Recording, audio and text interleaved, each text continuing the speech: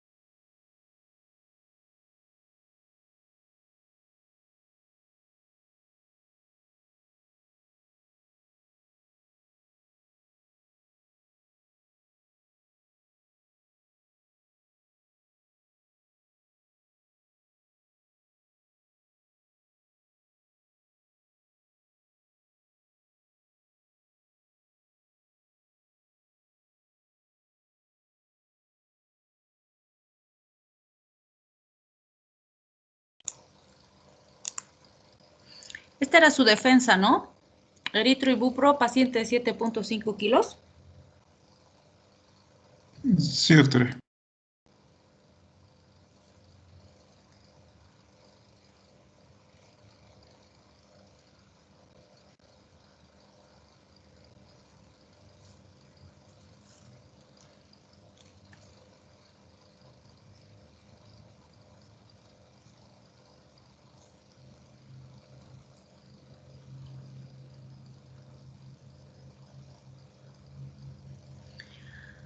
Bien, les daremos unos minutitos para que se conecten y vamos a hacer la resolución de la práctica para que no queden. No he calificado todavía porque son un montón y me tardo en revisar porque reviso uno por uno el procedimiento y todo.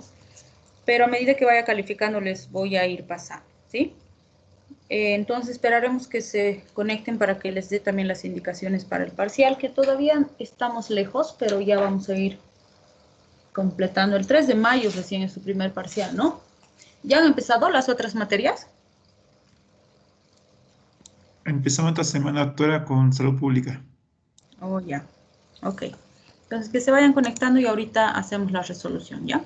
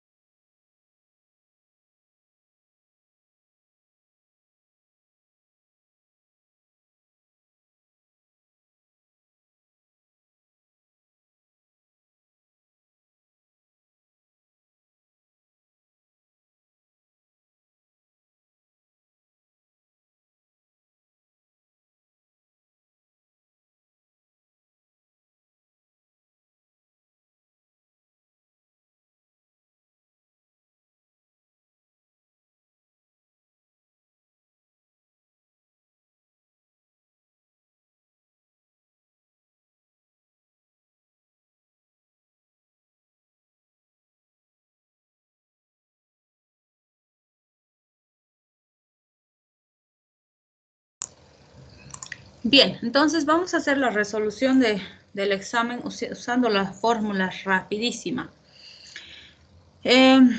Tenían pacientito de 2 años, 7.5 kilos, tenían que hacer el tratamiento con los 2 fármacos, ¿no es cierto? Porque tienen cuadro infeccioso. Entonces, eritro usamos cada 6 horas, tenemos aquí la dosis, la presentación del jarabe, el tiempo de tratamiento, todo lo que necesitamos para hacer la receta. Lo propio con el ibuprofeno. El segundo paciente es un paciente de 18 años, tiene infección urinaria, pesa 65 kilos, o sea que está dentro de lo que es el promedio, y debemos darle ciprofloxacina y dipirona. También tenemos el intervalo de dosis, las dosis mínimas y máximas, la presentación de los comprimidos y el tiempo de tratamiento. Entonces, ¿qué teníamos que hacer? En el caso del paciente pediátrico, el cálculo. Podían usar esta en la que hacemos paso a paso o podrían usar esta en la que hacemos más directo, ¿no es cierto? Entonces vamos a usar esta para hacerlo más rápido. El peso de nuestro paciente era 7.5 kilos, ¿sí? La dosis kilopeso en el caso de la eritromicina, la mínima era 30. Los ml de la solución eran 5 ml y los miligramos de la solución eran 500 miligramos, ¿sí? Entonces, si he usado la dosis mínima en mi paciente pediátrico, ¿qué tenía que hacer? 7.5 por 30 por 5 y todo eso dividido entre 500. Me salía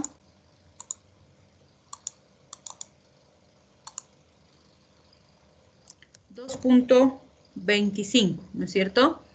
Y como es kilopeso día, entonces tenía que dividir entre el número de tomas diarias, que en este caso era 4, ¿no es cierto? Dividido entre 4 porque se da cada 6 horas. Entonces me salía 0.56 ml. ¿Sí? Ml. Entonces, si usaba la dosis mínima del ibuprofeno, tenía que usar 0.56. Sí tengo que redondear porque no le voy a dar a la mamá para que calcule 0.56 ml. Entonces, podía redondear, por ejemplo, a 0.6 o podía redondear a 1. No podía redondear a 0.5 porque con 0.5 me paso hacia abajo. Si quieren hacer la verificación, hacemos y decimos 0.5 por 500 dividido entre 5 me sale 50, ¿no es cierto? Eso por 4 tomas diarias me sale 200. Y 200 dividido entre 7.5, que es el peso del paciente, me sale que le estoy dando 26.6 miligramos por kilo, sabiendo que la dosis máxima es 30, ¿sí? Entonces, si es redondeado a 0.5, por ejemplo, ya está mal porque la dosis es incorrecta, está por debajo de la dosis mínima, ¿sí?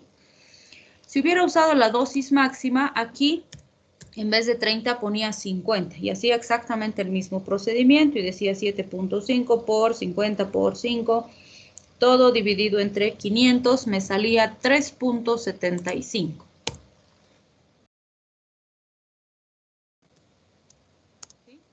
Esto dividido entre 4, que sería el número de tomas diarias, me salía 0.93. ¿Podía redondear? Sí. A 0. Bueno, si aquí redondeaba, por ejemplo, a 1, ¿sí? Me paso. Entonces, ¿a cuánto tenía que redondear? Hacia abajo. 0.9 o 0.8. Entonces tenía que ver el rango, ¿no es cierto? ¿He hecho bien o no he hecho bien? Sí, doctora. A mí me salió eso igual. Sí, ¿no es cierto? Entonces, tengo que hacer la verificación de eso para hacer mi cálculo. Entonces, en el cuerpo de la receta, ¿qué tenía que decir? Eritromicina de 500 miligramos en 5 ml, cantidad un frasco. ¿Sí? Podía ser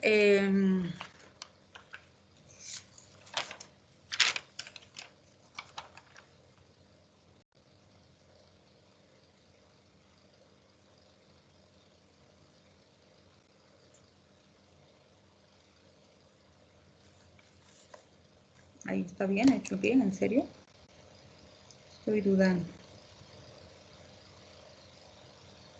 Doc, a mí me salía 1 y no le intoxicaba al niño, digamos, o sea, se respetaba el parámetro.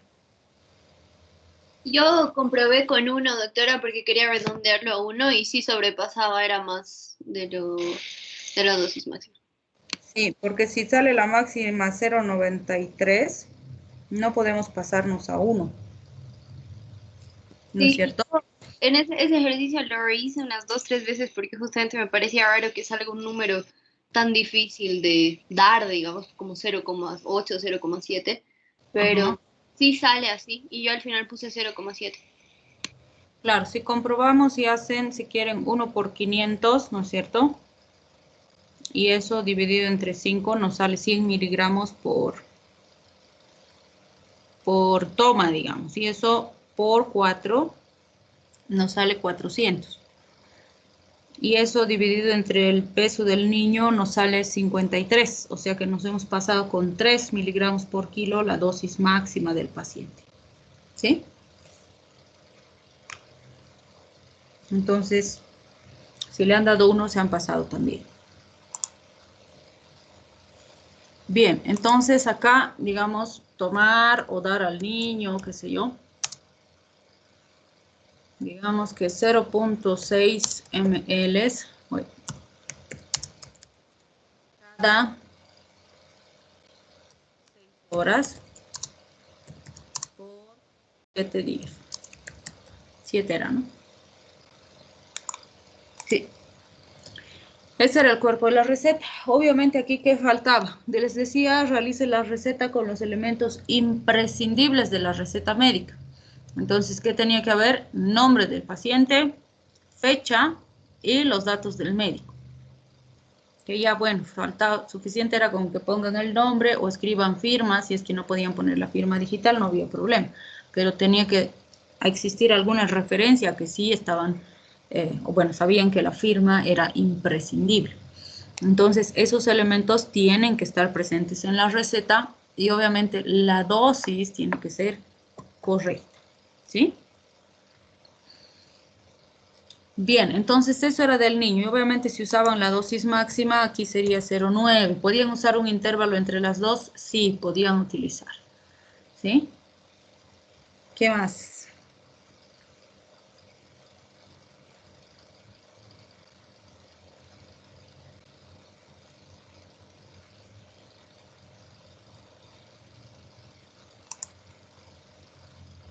Esa sería la receta pediátrica. ¿Hay alguna duda en la receta pediátrica?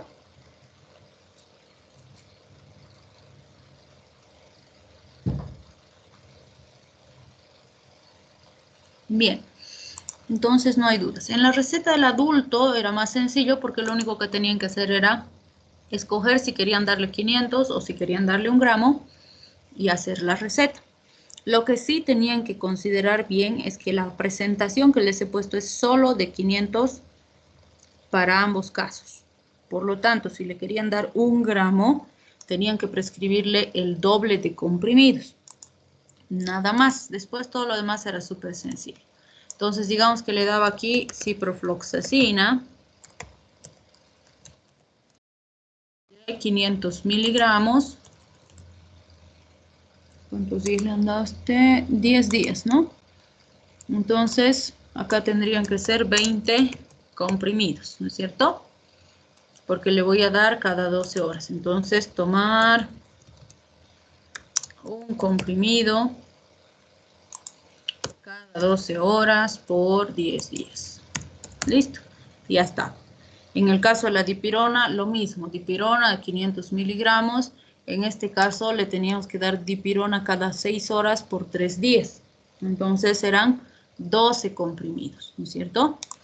Y le daba tomar un comprimido cada 6 horas por 3 días. Y ya estaba. Mismo, nombre del paciente, fecha, firma, ¿sí?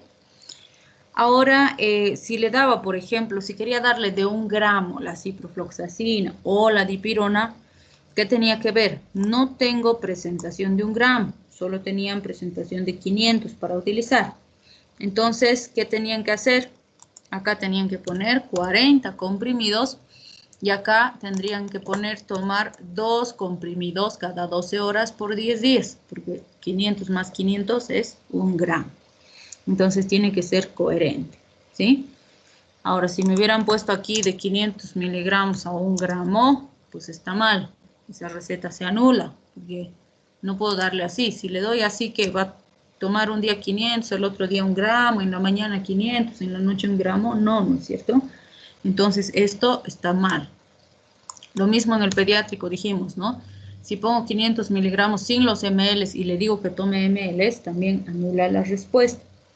Entonces no se olviden, error de presentación y error de dosis anulan la receta. Si faltan otras cositas como que los comprimidos, los días y demás, eso les va bajando unos cuantos puntitos, pero no les anula la respuesta. Entonces depende qué han puesto en su práctica para ver los resultados, ¿sí?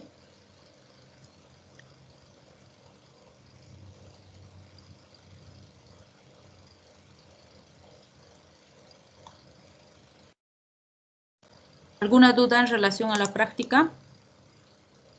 ¿Está claro?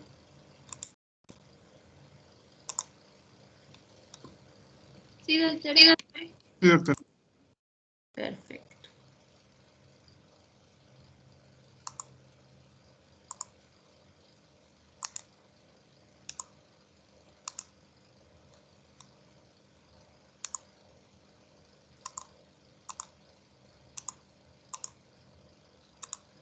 Bien, vamos a continuar entonces el tema que estábamos viendo. Estábamos en anticolinérgicos, ¿verdad?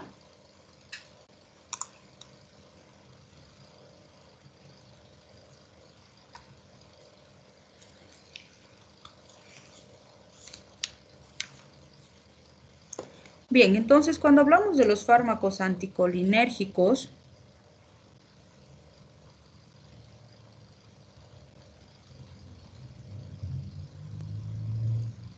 como dijimos, estos están ampliamente distribuidos en la naturaleza.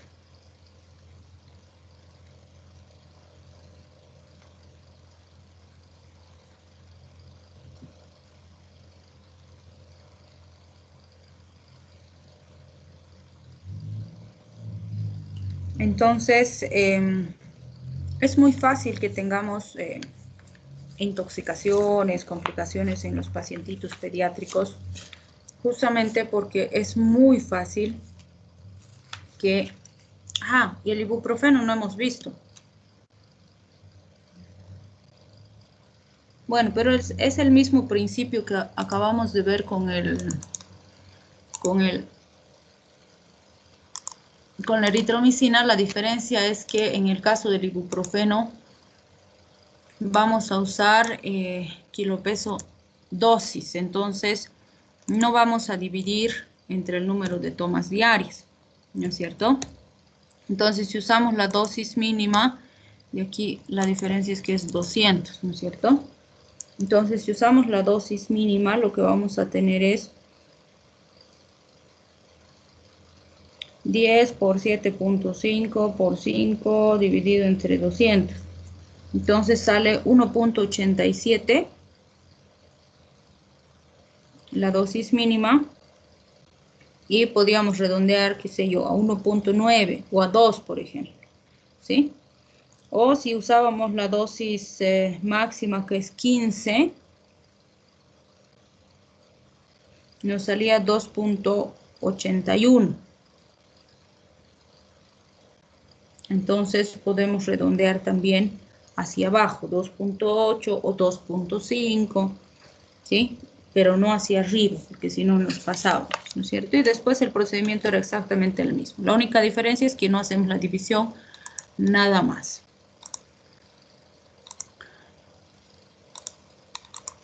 Bien, entonces ya voy a ir viendo al revisar qué cositas han hecho con su práctica, ¿ya? Muy bien, cuando hablamos entonces de los elementos importantes relacionados a este grupo de los anticolinérgicos que mencionábamos, vamos a ver que depende mucho de sus características físico-químicas la absorción que tenemos.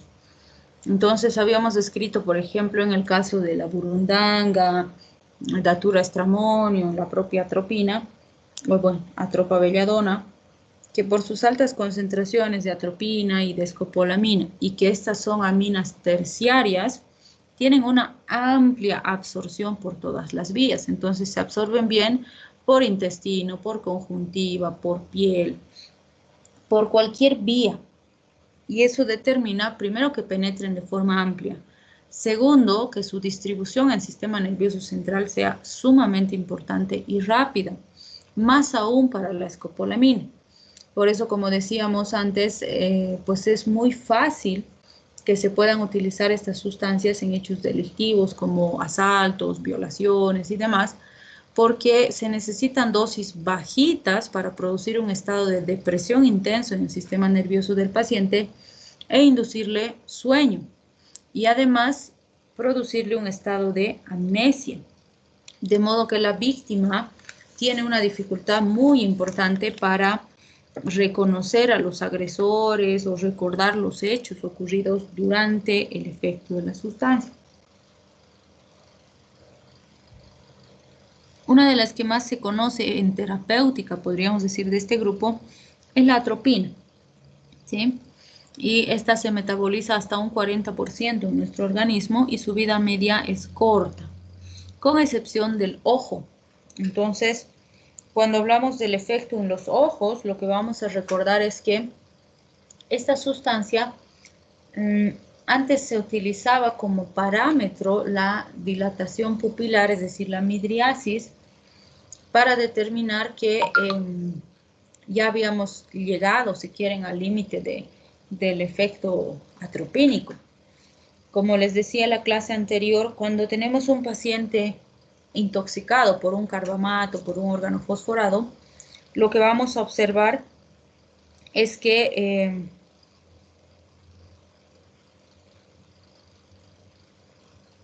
vamos a tener, por ejemplo,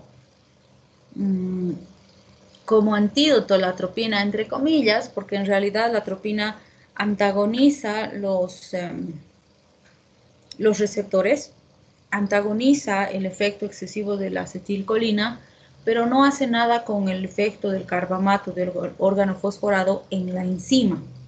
Entonces, en realidad no es un antídoto del órgano fosforado, del carbamato como tal, sino de la intoxicación endógena de la atropina, ¿no? Pero sí nos va a ayudar a estabilizar al paciente. Entonces, cuando llegaba un paciente intoxicado, y bueno, aún ahora, cuando llega un paciente intoxicado por carbamato, órgano fosforado, lo que le vamos a dar es atropina, ¿sí? Y en casi todas las guías van a encontrar ustedes administrar atropina hasta conseguir efectos de atropinización o hasta atropinizar al paciente. ¿Qué significa atropinizar al paciente? Significa intoxicar al paciente con atropina, ¿sí? Entonces siempre les decimos, no es coherente tratar una intoxicación con otra intoxicación, ¿sí? No es coherente desintoxicar al paciente intoxicándolo con otra cosa.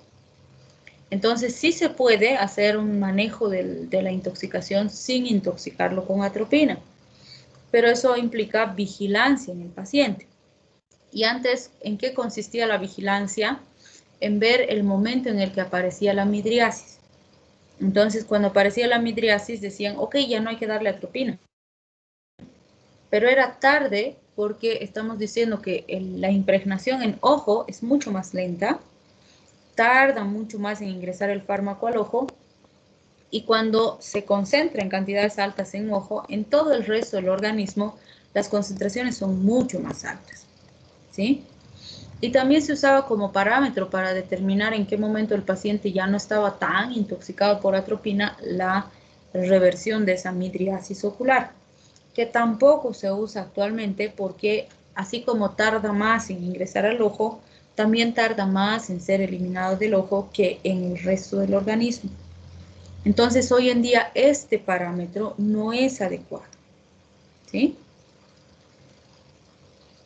Bien, cuando hablamos de los efectos sintéticos, o perdón, de los fármacos sintéticos de este grupo, tenemos principalmente los cuaternarios, aunque hemos visto que sí hay sintéticos terciarios con características muy similares a los naturales. Los cuaternarios tienen menor absorción por ser cuaternarios y bajo ingreso al sistema nervioso central. Entonces suelen ser un poco más seguros en relación a los efectos adversos que se pueden presentar a este nivel. Uno de los que se ha conocido y se ha usado bastante es el ipratropio, donde vamos a ver que en este caso hasta el 60% se metaboliza a nivel endógeno por vía hepática y renal, y este se ha usado ampliamente para trastornos respiratorios, ¿sí? Evidentemente, hoy en día está siendo ampliamente desplazado, podríamos decir, por el tiotropio. Y el tiotropio lo está desplazando porque tiene un mecanismo muy parecido, pero tiene menos efectos adversos y las dosis se pueden dar más espaciadas con muy buenos resultados, que lo vamos a ir viendo más adelante. Bien, entonces cuando hablamos del mecanismo de acción de la atropina, ¿qué vamos a recordar? Primero, que lo que hace la atropina es unirse de forma reversible, competitiva al receptor muscarínico. Entonces, en un paciente, por ejemplo, que está intoxicado por un carbamato, un órgano fosforado, sabemos que el problema es que la acetilcolina endógena está liberada en exceso, porque el tóxico lo que ha hecho es bloquear la enzima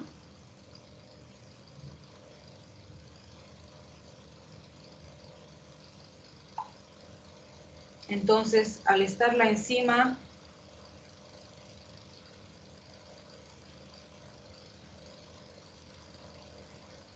comprometida, pues la acetilcolina endógena se mantiene persistentemente estimulando el receptor. Por lo tanto, ¿qué hacemos con este antídoto? Es contrarrestar el efecto de esta sustancia que está produciendo exceso de actividad en el receptor colinérgico.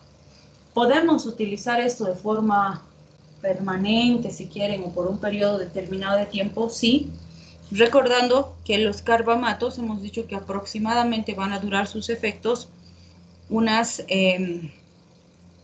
6 horas más o menos, ¿no es cierto? En cambio, los órganos fosforados dijimos que van a persistir los efectos aproximadamente 100 horas. Entonces estamos hablando de varios días.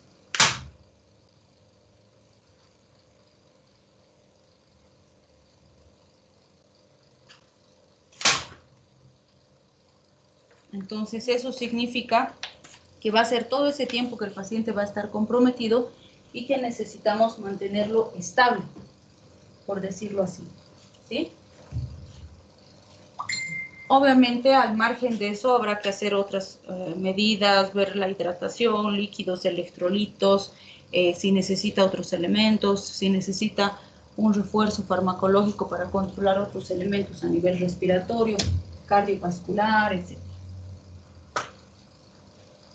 Entonces, la atropina es considerada como antídoto universal en este tipo de intoxicaciones, principalmente porque es un fármaco que está disponible en prácticamente todos los hospitales. Tenemos atropina y podemos utilizar. Más adelante vamos a ver las oximas, que son excelentes y esas serían un real antídoto, pero por lo menos en nuestro medio no usamos porque no hay, no existe en nuestro medio, no llega. ¿Sí? Entonces vamos a ir viendo algunos elementos relacionados a esto. Esta atropina va a evitar la liberación del IP3 y la inhibición de la adenilciclasa. Va a bloquear más a los agonistas endógenos de los colinoceptores. Y esto es importante porque en este tipo de intoxicaciones que hemos mencionado, es justamente la acetilcolina endógena la que está produciendo la intoxicación, ¿no? Y es contra esta que es mucho más eficiente la atropina, que sería diferente si tuviéramos un colinomimético sintético, en el cual sí podemos utilizar la sustancia, pero el efecto va a ser menor. O si tuviéramos alguna sustancia externa, si quieren, administrada en el paciente, que podría producirnos este tipo de respuestas, ¿sí? Bien, si hablamos de los efectos sobre el receptor nicotínico, la atropina tiene mínimos efectos y en general las aminas terciarias prácticamente no tienen efectos nicotínicos. Alguno que otro fármaco cuaternario tiene cierto grado de efecto, pero en general no es bueno. ¿Y por qué nos interesa esto? Porque el efecto a nivel nicotínico, que es importante, es el que sea ligado a los efectos, si quieren, respiratorios, la depresión neurológica, la necesidad de ventilador mecánico del paciente y la permanencia en terapia intensiva y la mayor cantidad de días de estancia hospitalaria. Entonces, si nosotros logramos revertir más rápido los efectos nicotínicos, el paciente va a evolucionar de forma más adecuada, ¿sí? Y para eso vamos a usar las oximas, las que les mencionaba, ¿no? La pralidoxima o vidoxima, que vamos a ver más adelante, que estas han demostrado en varios estudios mejorar las características funcionales del paciente, revertir rápidamente los efectos nicotínicos y disminuir la necesidad de oxígeno y el tiempo de estancia hospitalaria en el paciente. Y por eso también son conocidas las oximas como regeneradoras de enzimas, porque lo que hacen como parte de su mecanismo es justamente lograr recuperar cierta cantidad de acetilcolinesterasa para que la acetilcolinesterasa empiece a metabolizar por sí misma a la acetilcolina. La sensibilidad de los distintos tejidos es diferente. Fíjense, las glándulas salivales, sudoríparas y bronquiales, que estas son las más importantes, tienen sensibilidad diferente a los distintos tejidos. A nivel de corazón y efectores de músculo liso, la sensibilidad es intermedia, podríamos decir, y las células parietales gástricas son las que tardan más en responder. ¿Por qué nos interesa esto? Los dos elementos principales en los que necesitamos efecto son justamente sistema respiratorio y sistema cardiovascular, que son o están dentro de los que responden mejor. ¿Por qué decimos esto? Porque evidentemente la diaforesis, la cialorrea, la relajación de esfínteres, todos esos elementos los vamos a atender, pero no son una emergencia. En cambio, la broncoconstricción, la dificultad respiratoria, el deterioro de la función cardíaca, la bradicardia, la hipotensión que va a presentar el paciente, esas sí son prioridades, sí son emergencias, porque si no las corregimos, el paciente se nos va a descompensar, ¿sí? Y se puede morir. Entonces, justamente en estos elementos que tenemos mejor respuesta son los elementos que necesitamos trabajar para evitar las complicaciones a largo plazo. Bien, entonces fíjense los efectos. A nivel del sistema nervioso central, a dosis altas, tanto con atropina como con escopolamina, tenemos excitación, agitación, alucinaciones y en casos avanzados puede llegar el paciente a un estado de coma. O sea, primero hay una excitación intensa y luego se deprime de golpe, por decirlo así. Entonces, recuerden, aquí les mencionaba los niños que se intoxican con esta datura stramonium en el campo, que llegan intoxicados, llegan así como búhos con sus pupilas súper dilatadas y llegan y te miran y te dicen, te voy a matar, así, ¿no? Y tú te asustas y dices, está poseído. O está hablando incoherencias, o está gritando, o está viendo cosas. Entonces las alucinaciones, la agitación a nivel neurológico es terrible. Entonces es obviamente con dosis tóxicas. En cambio, fíjense, a dosis bajitas, como dijimos, la escopolamina, que es la principal que está presente en la famosa burundanga que hemos analizado, produce somnolencia y amnesia. Y esa es la razón por la cual se usa en estos hechos delictivos que mencionábamos, porque va a ser perfecto. Primero, que es suficiente una dosis pequeñita, y segundo, que al producir somnolencia en la víctima, por decirlo así, permite que el malhechor se aproveche. O por ejemplo, les decía, ¿no? Si estuvieran en una discoteca y les han puesto algo a la bebida o algo así, el malhechor en general se hace pasar por el amigo o que está ayudando a la víctima y dice, oh, le ha hecho mal la bebida, estoy llevándole para que tome airecito, para que respire, y ahí se aprovecha. Entonces, es importante esto, y además ese efecto amnésico, como decíamos, es el que va a determinar que sea difícil identificar al agresor. Entonces, esos hechos son sumamente importantes y debemos considerarlos. La atropina, vamos a ver que en dosis bajitas también produce leves estimulaciones de los centros vulvares, más por efecto parasimpático, con efecto sedante más lento en el resto del sistema nervioso central. Entonces, fíjense, en estos casos, a dosis altas tenemos un efecto contrario al que vamos a observar en dosis bajas. Eso es bien importante. A nivel de los ojos, vamos a ver midriasis con cicloplegia y disminución importante de las secreciones lagrimales. En corazón vamos a observar taquicardia, que en realidad en un paciente intoxicado, por ejemplo, la bradicardia es un elemento de riesgo. Normalmente vienen con frecuencias muy bajitas, por debajo de 60, 55, 50. Entonces, si no controlamos esa bradicardia, el paciente puede hacer un paro respiratorio, ¿sí? En cambio, cuando usamos dosis bajitas, fíjense aquí también podemos tener efecto opuesto. Y esto es importante porque cuando nosotros utilizamos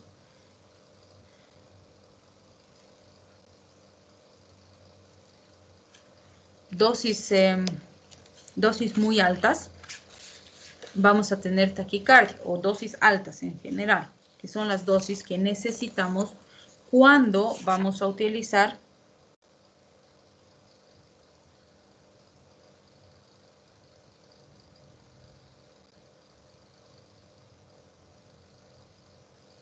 en el paciente. Si nosotros le damos dosis bajitas al paciente, lo que va a pasar es que en vez de taquicardizar, vamos a bradicardizar más. Y esto es importante porque muchas veces en los servicios de emergencia se ve que puede haber un temor, podríamos decir, a la utilización de atropina, porque sí es un fármaco potente y sí en dosis demasiado altas puede producir bloqueo interventricular. Pero cuando estamos hablando de una intoxicación, necesitamos pasarle dosis altas, no dosis bajas. Entonces, a veces por ese temor hay, le pasaremos la mitadcita nomás y veremos cómo va respondiendo. No, las dosis iniciales tienen que ser dosis importantes para conseguir ese efecto taquicardizante que necesitamos, porque de lo contrario podemos empeorar el cuadro de base en vez de corregirlo, ¿sí? También vamos a analizar el bloqueo interventricular, que se va a producir a dosis altas, que como decíamos, debemos vigilar al paciente cuando le estamos dando dosis altas para detectar, identificar si se produce cualquiera de estas complicaciones. A nivel vascular vamos a tener vasoconstricción por un bloqueo de la vasodilatación mediada por la liberación del factor relajante derivado del endotelio. En teoría, sin una modificación importante de la presión arterial. Pero obviamente si las dosis son exageradas, si es una intoxicación, por ejemplo, sí podemos tener modificación de la presión arterial. A nivel respiratorio vamos a tener broncodilatación con disminución de las secreciones. A nivel del aparato digestivo vamos a tener disminución de las secreciones con alteraciones salivales, gástricas, pancreáticas, intestinales, que se van a disminuir. Las más afectadas van a ser las salivales, las menos afectadas las gástricas, y podríamos decir que la pancreática e intestinal son intermedias. La motilidad va a disminuir y vamos a tener una disminución del tono. Por eso es que también se conocen estos fármacos como espasmolíticos, es decir, fármacos que pueden disminuir el espasmo, ¿sí? Que pueden relajar, si quieren, las fibras musculares. Y por eso les decía, fíjense, anticolinérgico es bien parecido al simpático mimético, ¿sí? Como es lo contrario de lo que hace la acetilcolina, entonces los efectos son bien parecidos a los del simpático. No lo mismo, porque a veces les digo, explique el efecto anticolinérgico en aparato digestivo y me dicen, hay relajación de las fibras musculares, hay disminución del peristaltismo por acción en los receptores adrenérgicos o por acción en los receptores alfa, por decir. Entonces no es correcto, porque evidentemente sí va a haber relajación de las fibras musculares, pero no es por efecto en alfa o beta, que es simpático, es por efecto bloqueante sobre el receptor muscarínico, ¿sí? Entonces el mecanismo es diferente, aunque el efecto es parecido. Y sí me va a permitir recordar el efecto bloqueante colinérgico, los efectos del sistema simpático, porque son parecidos, ¿sí? A nivel genitourinario, fíjense, también tengo disminución de la motilidad. A nivel de uréteres, a nivel vesical, va a haber relajación del detrusor, contracción de esfínteres, entonces vamos a mejorar la continencia, ¿sí? A nivel de glándulas sudoríparas hay una disminución generalizada de todas las producciones. Bien, ¿y para qué nos interesa conocer esto? Porque vamos a ver la aplicación clínica. Por ejemplo, se han utilizado mucho estos fármacos en trastornos del sistema nervioso central en pacientes con enfermedad de Parkinson. Entonces, si nos ponemos a pensar qué es lo que ocurre en un paciente con enfermedad de Parkinson, sabemos que el problema es dopamina, ¿sí? Algo está pasando con la dopamina, entonces vamos a tener alteraciones importantes o de la producción o de la estimulación de la dopamina a nivel de su receptor o de ambos elementos, pero el problema es que hay deficiencia dopaminérgica y eso trae todas las consecuencias que conocemos de Parkinson. Entonces, estos fármacos, estos anticolinérgicos, pueden utilizarse como coadyuvantes a la L-Dopa, es decir, que pueden utilizarse como fármacos que pueden apoyar, podríamos decir, al efecto de la L-Dopa que se usa en el paciente. El tratamiento de base siempre va a ser L-Dopa o dopaminérgicos, es decir, si le doy L-Dopa, la L-Dopa se va a convertir en dopamina y va a estimular los receptores, por eso es tan eficiente en el manejo de la enfermedad de base. Pero ¿qué es lo que ocurre? En condiciones normales, cuando tengo deficiencia dopaminérgica, el sistema parasimpático exacerba sus efectos, ¿no? Y normalmente se dice, simpático y parasimpático deben estar en equilibrio. Pero si hay deficiencia del simpático, como es en el caso del Parkinson, el parasimpático, como le falta su opositor fisiológico, puede exacerbar sus efectos. Entonces se ha visto que muchos de los efectos, como los temblores, las alteraciones que presenta el paciente con Parkinson, están bastante ligadas al exceso de acetilcolina por la deficiencia de dopamina. Entonces, ¿qué se ha visto? Que podemos usar asociados, en este caso la L-Dopa, que va a corregir la causa, bueno, no la va a corregir, sino que la va a controlar, junto con un anticolinérgico para reforzar la contención de los síntomas del paciente, ¿sí? Puede ser una gran alternativa. O por ejemplo, cuando usamos L-Dopas en los pacientes se ha descrito lo que conocemos como el fenómeno on-off, que como saben, on-off hace referencia a encendido y apagado, ¿sí? ¿A qué se refiere este fenómeno? Lo que se ha visto es que en los pacientitos puede ocurrir que en un momento determinado, o sea, toma el fármaco todos los días exactamente de la misma forma y en un momento, pues, está tomando la medicación, ha tomado la medicación correctamente, pero no hay efecto. Y un día está muy bien con la medicación y al día siguiente terrible. Y ha tomado exactamente igual la misma dosis, con las mismas características, pero un día funciona y un día no funciona. Por eso dice, es como si prendiéramos y apagáramos un interruptor. Cuando está prendido, pues el paciente está bastante bien. Cuando está apagado, el paciente está terriblemente sintomático a pesar de haber tomado la medicación.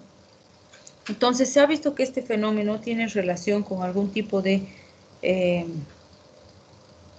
desensibilización del receptor. Entonces, lo que normalmente se hace es hacer pausas terapéuticas, que el paciente deje un tiempo de consumir el fármaco y de esa forma se va a ir estabilizando, ¿sí? O va a recuperar, si quieren, la sensibilidad.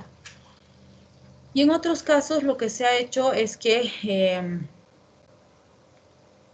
el paciente empiece a usar de forma asociada un anticolinérgico, que nos ayudaría a mejorar la respuesta en el entendido de que nos va a ayudar a disminuir la sintomatología, ¿no? Y los temblores, sobre todo, que son bastante intensos y marcados en estos pacientes, han mejorado considerablemente gracias a la introducción de estas sustancias, ¿sí? Otro cuadro en el que se ha utilizado estos a nivel central son las cinetosis. La cinetosis son situaciones en las que pueden haber náuseas, vómitos, mareos intensos que se asocian a distintas causas. Una de las causas más comunes es las cirugías, ¿sí? O sea, en el postquirúrgico, después de haber recibido anestesia el paciente, es muy común que tenga un estado nauseoso terrible y vómitos, ¿no? Entonces, lo que se hace es darles estos fármacos para inhibir ese estado nauseoso, ese reflejo del vómito, porque si fuera, por ejemplo, una cirugía abierta y el pacientito está con sus puntos ahí suturaditos, si empieza a vomitar, primero que le duele terriblemente porque se hace una fuerza intensa a nivel abdominal, y segundo, que si son demasiado intensos y frecuentes estos vómitos, pueden hasta abrirse los puntos, ¿sí? Entonces es deseable evitar la cinetosis. Así que para eso usamos estos grupos farmacológicos. A nivel oftálmico, también se han utilizado bastante en algunos procedimientos diagnósticos y de manejo de algunos cuadros. Por ejemplo, cuando hagan en práctica el estudio de fondo de ojo, van a ver que cuando ustedes aproximan el oftalmoscopio al ojo del paciente para mirar el fondo del ojo, el oftalmoscopio tiene una linternita. Entonces, cuando yo aproximo esta linternita a la pupila del paciente, el reflejo normal es que exista contracción de la pupila, porque esa pupila cumple la función de regular el ingreso de luz hacia el interior del ojo para proteger a la retina.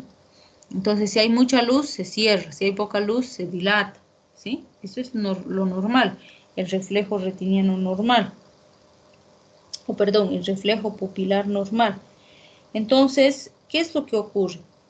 Si nosotros queremos hacer un estudio de fondo de ojo, más aún si somos inexpertos, recién estamos aprendiendo, no vamos a poder valorar rápidamente la retina, ¿sí? Más aún si existe esta miosis. Cuando nos acercamos, se cierra la pupila. Entonces, ¿qué es lo que hacemos? Le producimos una parálisis al paciente a nivel de la musculatura del ojito, con el objetivo de crear una midriasis sostenida. Le vamos a poner gotitas a los ojitos, vamos a esperar un tiempo y va a haber una midriasis que va a persistir en esa posición, por decirlo así. Y ahí no importa si yo me acerco con la luz, esa pupila no se va a contraer. Entonces permite de forma rápida y eficiente al oftalmólogo hacer la revisión respectiva.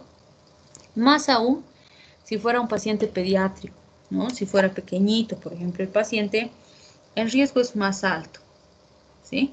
De no poder ver o de que no me colabore, que se mueva, que grite, que se asuste, etc. Entonces, en esos grupos poblacionales el tiempo es fundamental. Un oftalmólogo experto va a agarrar y en segundos va a realizar su estudio de fondo de ojo, ¿sí? Entonces, para eso también se usa bastante. También se han estado utilizando para la prevención de adherencias en las uveitis y las iritis. ¿A qué se refiere con las uveitis y las iritis? Son procesos a nivel de los ojitos y obviamente aquí podríamos encasillar también a los procedimientos quirúrgicos a nivel de ojitos en los que necesitamos una recuperación postquirúrgica importante. ¿Qué es lo que va a ocurrir? Cuando un paciente, por ejemplo, lo hemos operado de una lesión, tenía una pingüécula, un pterígeno en el ojito, qué sé yo, y se realiza la cirugía, entonces es deseable que en el recuperatorio postquirúrgico el pacientito mantenga los ojitos lo más quietitos posibles, ¿sí? Porque, ¿qué es lo que ocurre? Si el ojito se está moviendo todo el tiempo, sube arriba, abajo y demás, la formación de estas adherencias es más intensa. ¿Qué sería una adherencia? Es tejido fibrótico, tejido desorganizado, que se forma como consecuencia de alguna intervención, ¿no? Y los latinos en general tenemos una tendencia mucho más alta de formar adherencias que el resto de las razas. Y esto es importante porque obviamente si ese ojito se mueve mucho, se manipula mucho durante el periodo de recuperación, vamos a tener formación de fibrosis con consecuencias importantes a nivel funcional en el paciente. Entonces, ¿qué es lo que vamos a mencionar? Que se puede usar en ese tipo de pacientes, obviamente dependerá el tiempo específico en el que se va a utilizar en cada caso en particular, cada caso va a ser diferente, ¿sí? Pero pueden servirnos para ayudar a estabilizar al paciente y evitar que el paciente se nos complique. A nivel respiratorio vamos a usar en el sistema respiratorio para controlar primero crisis asmáticas, o sea, pacientes con asma, con EPOC, es de mucha utilidad el hipratropio, ya sea solito o acompañado a los simpático-miméticos para estabilizar al paciente. Y también en los procedimientos preanestésicos, donde, por ejemplo, el paciente cuando estamos manipulando para intubar al paciente, cuando tenemos que realizar una anestesia general, es muy común que el paciente,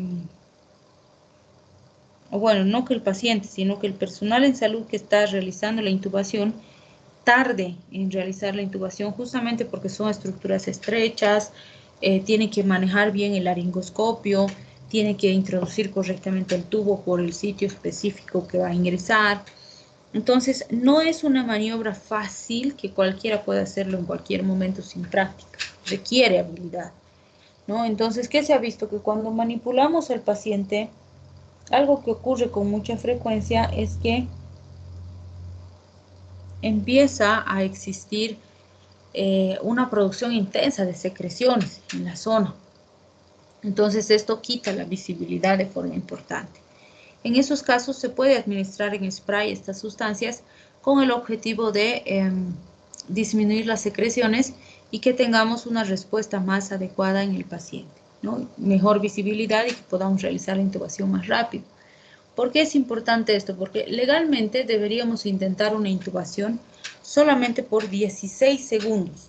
Y si no hemos logrado intubar al paciente en 16 segundos, deberíamos oxigenarlo nuevamente unos minutos y después recién volver a empezar o a intentar, ¿sí? Porque de lo contrario, esa hipoxia cerebral nos puede traer complicaciones más adelante. En la parte respiratoria, bueno, eso sería en la parte respiratoria, en la parte cardiovascular, se ha visto utilidad en las descargas vagales excesivas, sobre todo las asociadas a infartos.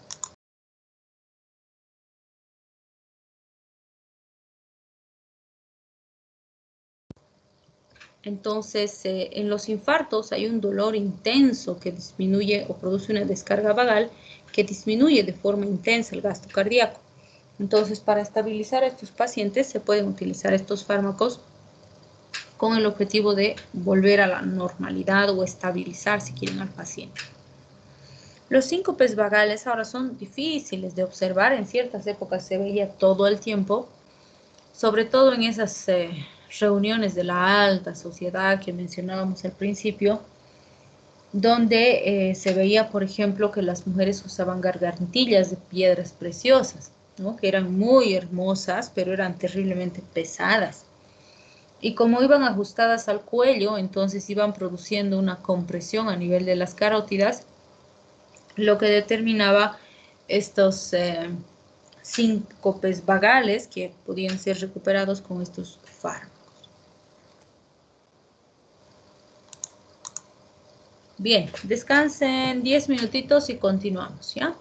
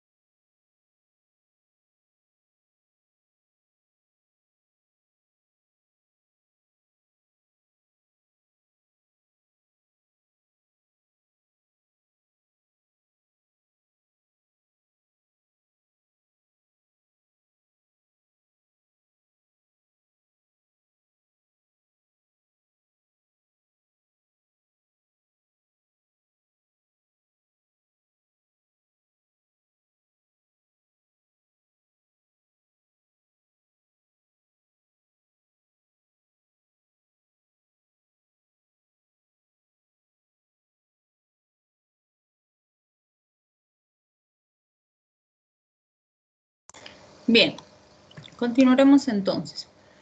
Como decíamos, cuando hablamos de los trastornos gastrointestinales, los anticolinérgicos van a ser de utilidad en pacientes donde sería benéfico una disminución importante de lo que es la motilidad y los elementos relacionados a las secreciones, donde el paciente se beneficie de una disminución de las secreciones y de la motilidad.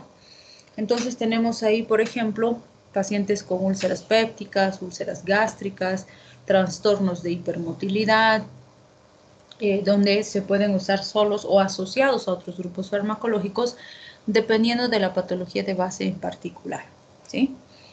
También serán útiles en trastornos del sistema genitourinario.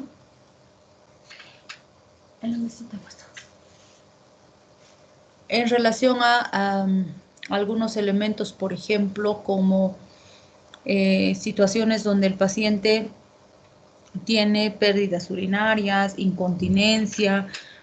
Por ejemplo, van a ver, es muy común en los pacientes viejitos que tienen pérdidas urinarias, ¿no? Hacen un poquito de esfuerzo, estornudan muy fuerte y ya tienen pérdidas miccionales. ¿Qué va a determinar esto? Que estos pacientitos, por ejemplo, se aíslen, ya no quieren salir, no quieren ir a trabajar, porque obviamente es incómodo, ¿no? Por decirles, están en una reunión familiar y levanta algo pesado y ya tiene una pérdida urinaria y su mancha de orina ahí en la ropa. Entonces es bastante incómodo para el paciente. Entonces el paciente lo que hace es evitar, si quieren, ese tipo de situaciones.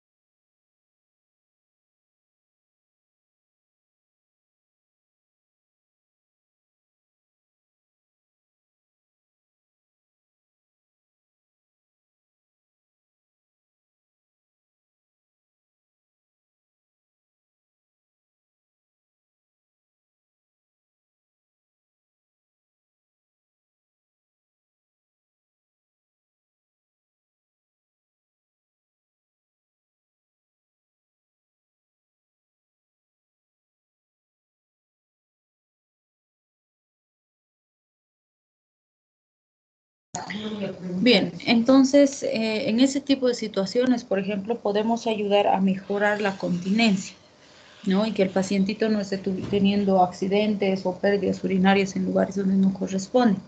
Sin embargo, en todos los casos hay que evaluar la causa de la incontinencia, porque, por ejemplo, nos vamos a encontrar con pacientitas adultos mayores, a veces ni siquiera son tan viejitas, por decirlo así, pero digamos que han tenido alta paridad y casi todos los hijos o todos los hijos han nacido por parto normal. Tenemos todavía en nuestro medio, ¿no? Esas mamás que tienen 4, 5, 8, 10 hijos.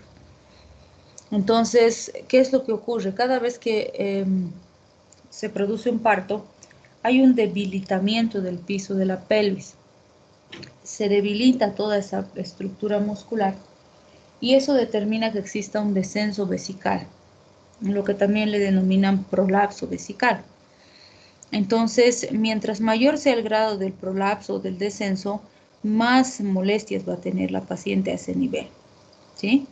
Entonces, es muy importante hacer la verificación, buscar un poquito la causa de la incontinencia, porque obviamente hay algunos ejercicios, por ejemplo, que se le puede recomendar a la pacientita para fortalecer el piso de la pelvis. Y si el grado de descenso es leve, entonces se corrige bastante, se ayuda bastante con el fortalecimiento y demás.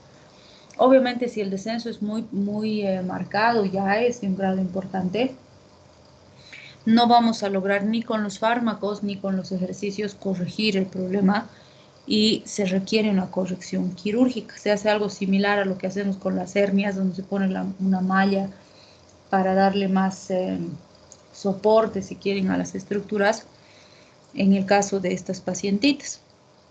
Obviamente, en cada caso se valora de forma diferente, ¿no? Y otra de las causas es que muchas de estas gestantes, multíparas, no le dan al organismo el tiempo suficiente para recuperar antes de la nueva gestación, ¿no? Hay pacientitas que, qué sé yo, su bebé tiene 6 meses y ya están otra vez embarazadas. Entonces, en ese tipo de situaciones, como es tan corto el periodo intergenésico, entonces el organismo se va debilitando, ese pobre cuerpo no resiste porque no ha sido diseñado para gestaciones tan seguidas, por decirlo así, o no le damos el tiempo necesario para recuperar básicamente toda la capacidad funcional que necesita para tolerar una nueva gestación.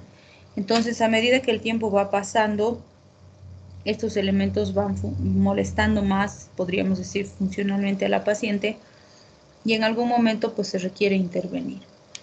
Lo mismo cuando tenemos pacientes post-prostatectomía, por ejemplo, los espasmos son bastante dolorosos para el paciente y podemos ayudar a que se relaje esa musculatura y el paciente esté más tranquilo, menos álgido en el postquirúrgico. Lo mismo con algunos cuadros de cistitis y demás. A veces, por ejemplo, hay cistitis infecciosas que están súper sintomáticas, con bastantes molestias y demás, y hay pérdidas urinarias o el paciente realmente no logra contener. Entonces, hasta que se haga el tratamiento específico de la cistitis con la antibiótico-terapia y demás y tengamos una mejoría importante, podemos ayudar con estos fármacos para mejorar la continencia. Obviamente, en ese caso, si no hacemos el tratamiento de la causa específica, no va a mejorar de forma importante.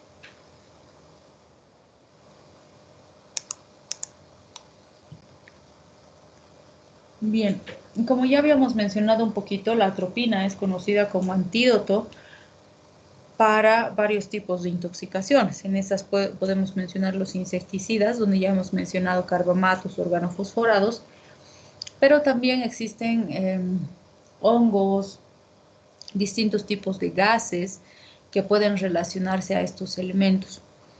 Entonces, si vamos a actuar, si quieren, sobre lo que son los efectos muscarínicos, la atropina es el antídoto, como habíamos mencionado.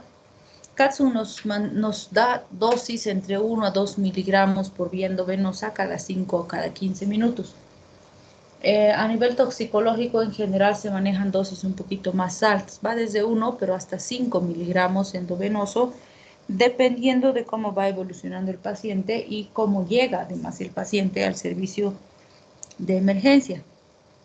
Contra los efectos nicotínicos, estos anticolinérgicos, sobre todo la atropina, que la conocemos como antídoto, no es efectivo, ¿sí?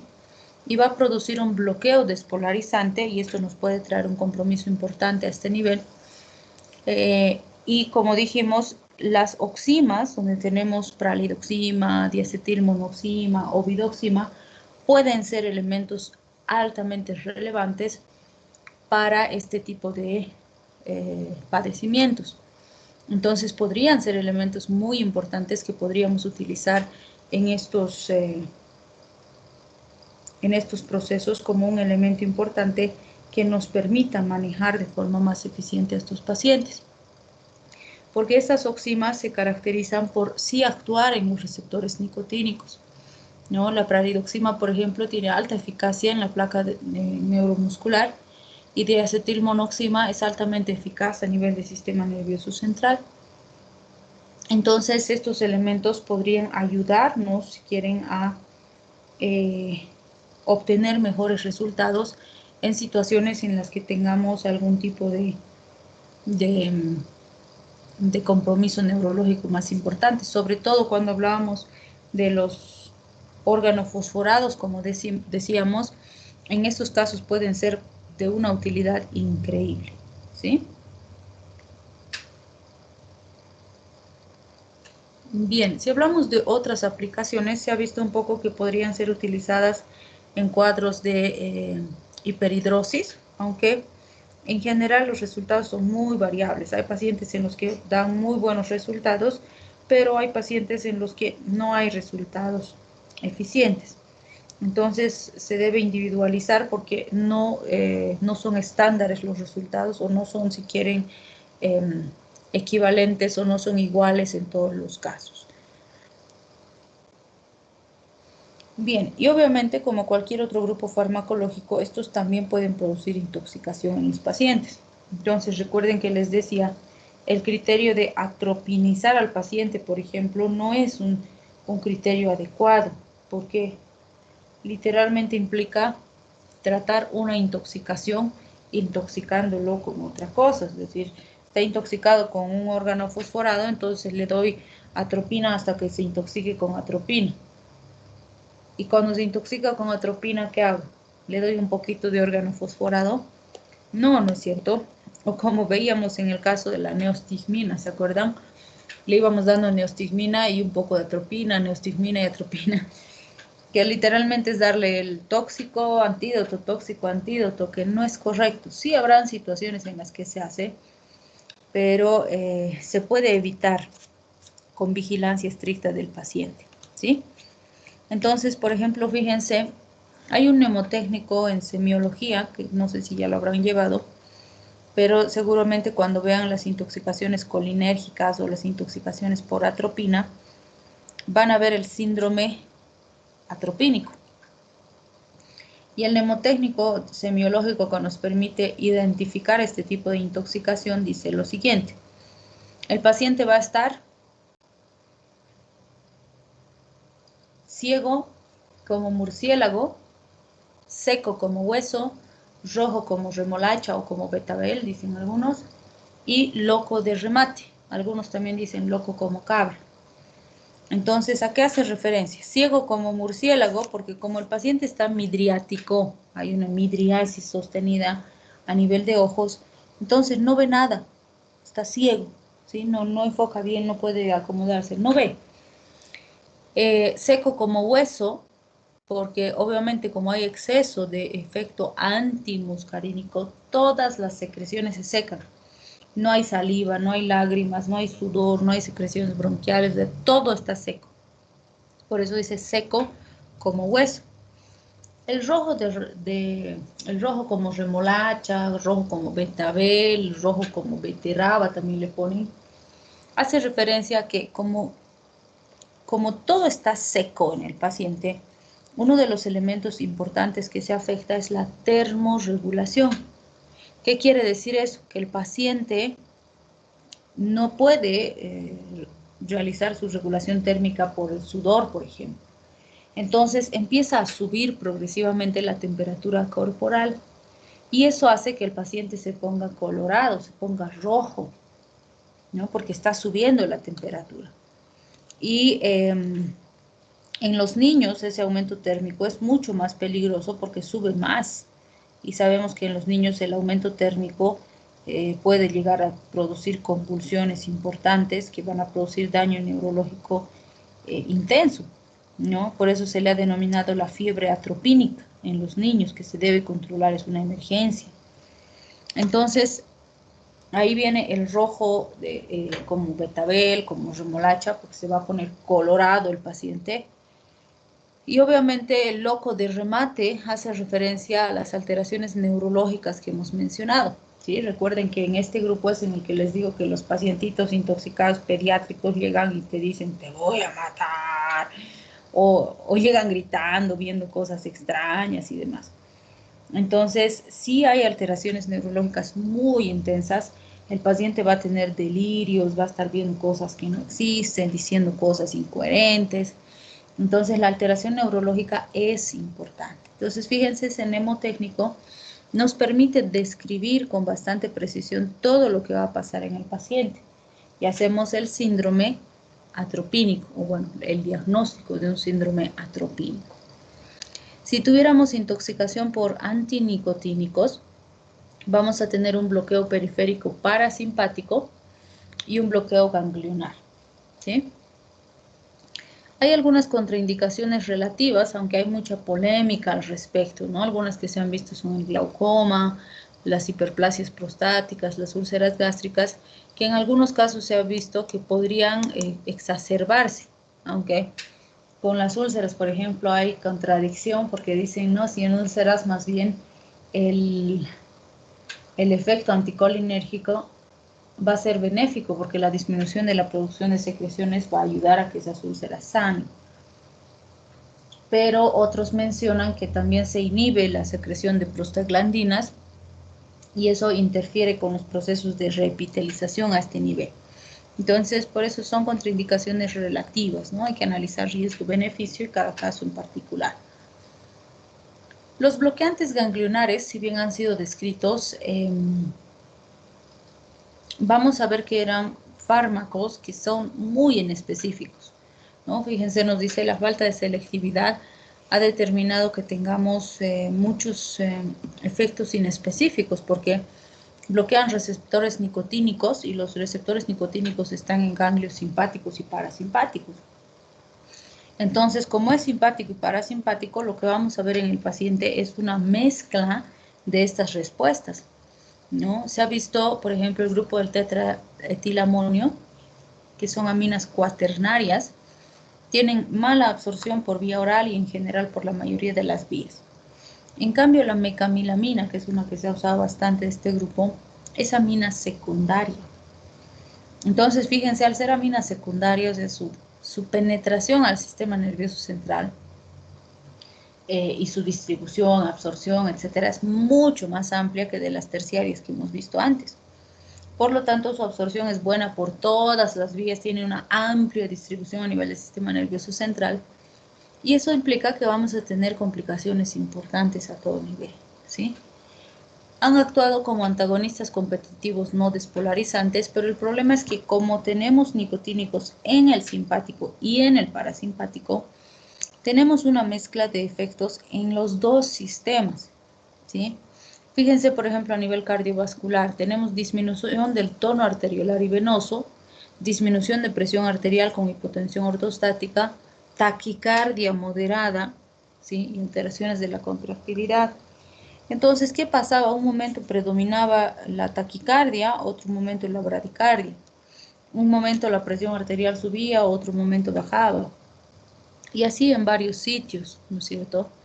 Entonces, en algunos sitios predominaba el efecto simpático, en otros predominaba el efecto parasimpático. Y normalmente, pues, no es deseable esto en el paciente. O sea, no quiero que mi paciente baje la presión y suba la presión. Menos aún si no puedo predecir qué va a pasar primero. Si primero va a bajar o primero va a subir, que no podemos predecir. Entonces, esto ha determinado que se hayan dejado de utilizar estos fármacos. Hoy en día no se utilizan porque tenemos mejores alternativas terapéuticas con menos complicaciones, menos efectos adversos en los pacientes, ¿no? Entonces, no se justifica su aplicación porque sus efectos son demasiado inespecíficos.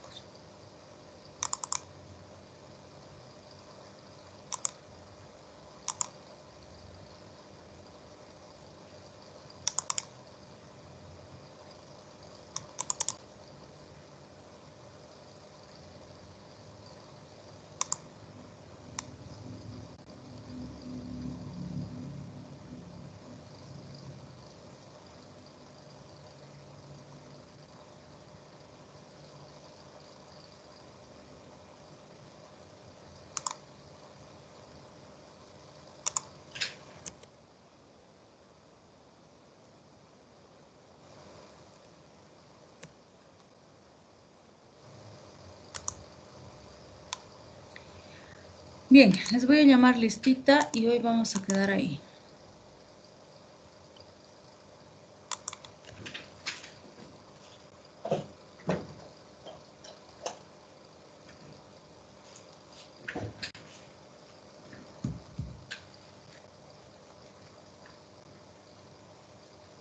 André, Presente, doc. Max, Presente, doc. María Alejandra, Presente. Valentina, Presente. Sofía, Presente, doctora. Marco Antonio, Presente, doctor, aquí. Natalia, Presente, Doc. Camila, Presente, Doc. Catherine, Presente, doctora. Erika, Presente, Doc. Clara, Presente, Doc. Roxana, Presente, doctora. Wilson, Presente, doctora.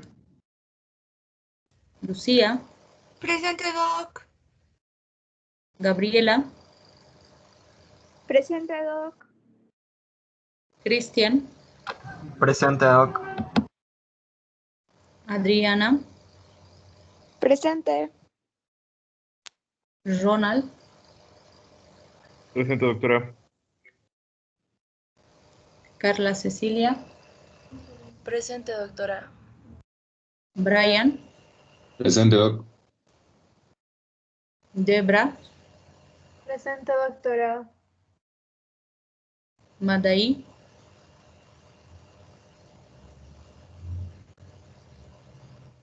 Cristian,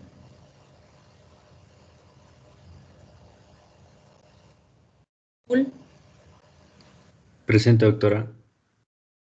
Micaela, Presente, Doc. Cielo,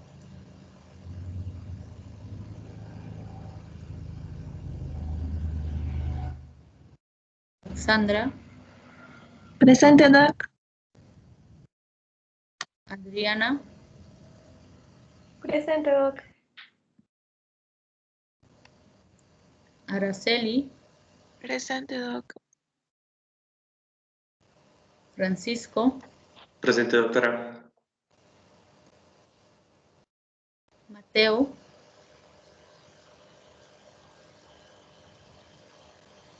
Presente, Doc.